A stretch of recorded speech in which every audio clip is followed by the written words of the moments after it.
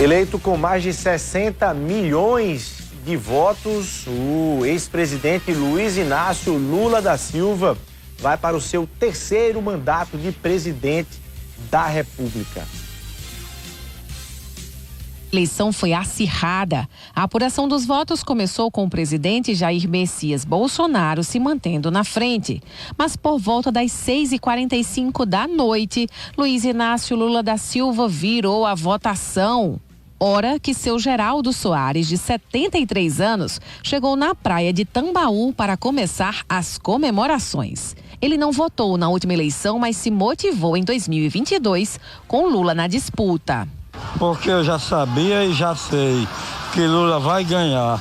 E o busto de Samandaré prova. A juventude vibra. O senhor não precisava votar, mesmo assim fez questão? 1000 vezes, doutora. Mais 2 milhões de vezes eu voto em Lula. O senhor votou nas outras eleições, mesmo na anterior, quando não tinha Lula? No primeiro turno.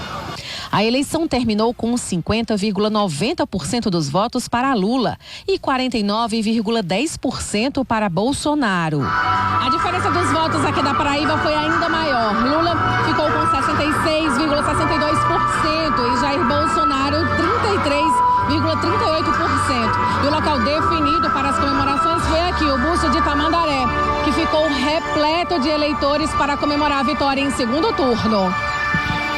Nós vamos voltar a sorrir com alegria, incluindo todas as pessoas no novo governo, e Lula vai voltar a fazer esse povo sorrir, porque a gente estava carente desse amor, dessa união, dessa paz. Ele vai governar para todos os brasileiros, pode chegar junto.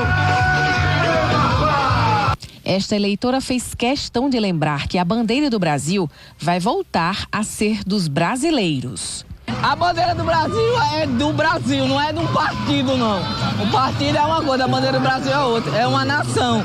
Lula tem a bandeira dele, Bolsonaro não tem. Aí ele usou a bandeira do Brasil para dizer que é do partido dele, mas a bandeira do Brasil é do Brasil. Esse músico montou um clube contra Bolsonaro e explicou o que ele espera de um governo que o atual não fez. Eu faço parte do clube que é a favor da ciência, que é a favor da saúde, que é a favor da democracia, que é a favor das minorias, que é contra a tortura e é contra tudo que está contra o povo.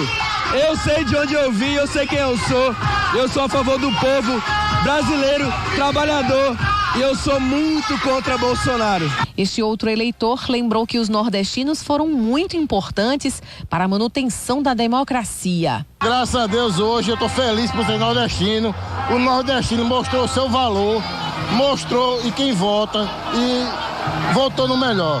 Infelizmente a gente sofreu 4 anos de perseguição, de humilhação e de ódio.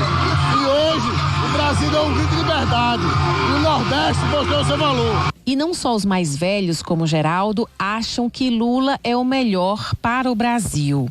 Deusa, de apenas 17 anos, também acredita no futuro da nação nas mãos do petista. Depositou o primeiro voto em Lula e acredita que, com o novo presidente, vai poder estudar medicina em uma universidade particular. Eu resolvi escolher Lula pelo futuro da educação, porque eu vou ser provavelmente fruto do FIES ou do ProUni. E eu preciso muito que meu voinho, como eu chame, precisava muito que ele ganhasse, porque ele foi o melhor presidente do Brasil em questão de educação. Ele não teve igual e não é paixão, é um frutinho estudante que, quando eu entrei, quando eu vi meu nome, eu não sabia se eu ia cursar, porque eu não sabia se eu tinha oportunidade. E ele vai me proporcionar essa oportunidade.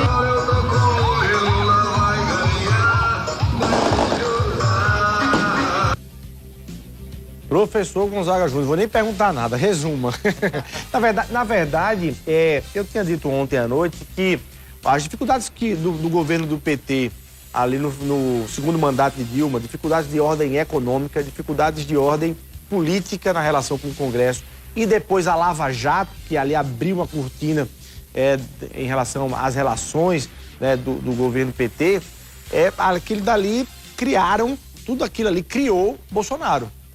Bolsonaro foi criado a partir daquilo dali. E agora, a impressão que eu tive é que Bolsonaro, pela gestão, recriou o Lula.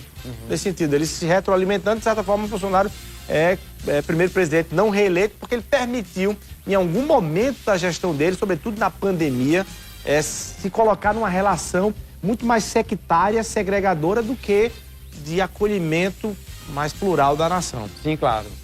Não, você está corretíssimo. Primeiro, uma coisa que é importante lembrar é que qualquer governo, Luiz, quando ele se mantém durante muito tempo no poder, ele tem um desgaste natural. Então, ele passou por um desgaste natural, aí já no segundo mandato da presidenta Dilma. As inabilidades e as possibilidades estruturais que deram de ordem política, a falta de habilidade da presidenta durante um determinado momento, mas também o boicote que sofreu a partir da presença de Eduardo Cunha na presidência da Câmara, também é um fator importante a ser considerado. Ali você tem toda a estrutura do lavajatismo colocado ali, e aí hoje a gente pode afirmar sem nenhum problema, dentro de um viés político necessariamente. Então, tudo isso confluiu para uma pessoa que era o próprio sistema, mas que chega com o debate do antissistema e da antipolítica, que foi o Bolsonaro. O Bolsonaro, ele é a cria, exatamente, né, da convergência desses vários fatores. Claro que aí, uma coisa é importante lembrar, você comentava talvez qual seria um resumo disso, né? A inabilidade de alguém, porque eu repito, várias vezes eu comentei aqui, o Bolsonaro, ele não era só incompetente, mas ele tinha inabilidade também. Você vê que até agora, esse momento, a gente não teve um pronunciamento, não só do candidato derrotado, mas do presidente da República em exercício. O que você acha que ele vai fazer? Inclusive, tem aí já caminhoneiro parando estrada. Você acredita que Bolsonaro vai para a nação dizer, vou reconhecer, toco o barco, vou aqui mudar de faixa? Ou ele vai apresentar uma postura um tanto quanto mais pouco ortodoxa nesse momento?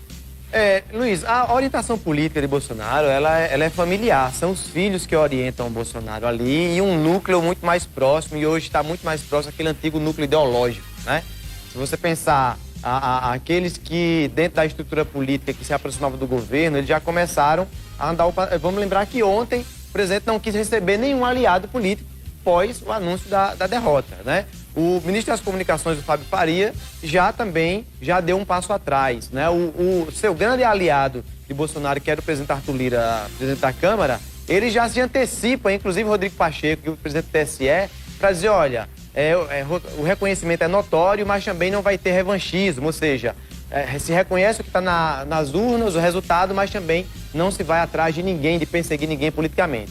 Então, o Bolsonaro hoje ele não conta mais com uma estrutura política que, depois de eleito, depois do resultado das urnas, as grandes forças políticas, elas já se colocaram, se recomporam. Esse silêncio do presidente e algumas coisas que têm acontecido desde ontem, no próprio período eleitoral, né, de forma muito suspeita e já com indícios de, inclusive, uma armação, o próprio comportamento da Polícia Rodoviária Federal diante do dia da eleição, mesmo com um comando ali, uma orientação do ministro do TSE, do presidente do TSE, Alexandre de Moraes.